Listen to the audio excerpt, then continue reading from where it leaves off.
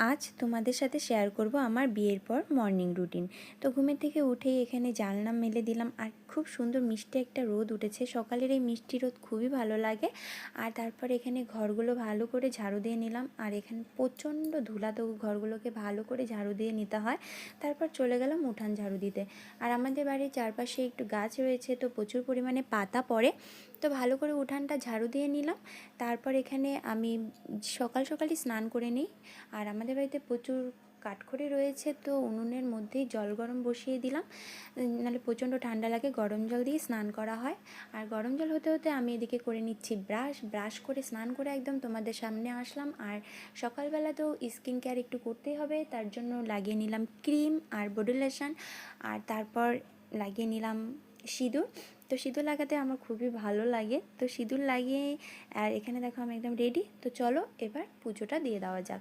আর এখানে আমার সকাল সকাল পুজো দেওয়া কমপ্লিট। এখন মোটামুটি 9টার মতো বাজে। তারপর যে ভিজে জামা কাপড়গুলো রয়েছে সেগুলো রোদ্রের মধ্যে মেলে দিলাম। আর খুব সুন্দর একটা মিষ্টি রোদ উঠেছে, যা খুবই ভালো লাগছে। তো তারপর এখানে দেখো এবার 9টার মধ্যে সব কাজ কমপ্লিট। এবার করে নেব ব্রেকফাস্ট, তার জন্য করে নিলাম কফি আর পাস্তা। তো চলো আমি এটা এখন খাই। আর তোমাদের আমার সকালে মর্নিং রুটিন কেমন লাগলো অবশ্যই জানাবে। আর ভিডিও যদি ভালো লেগে থাকে অবশ্যই চ্যানেলটাকে সাবস্ক্রাইব করে দেবে আর আমাকে সাপোর্ট করবে। তো আজকের জন্য টাটা।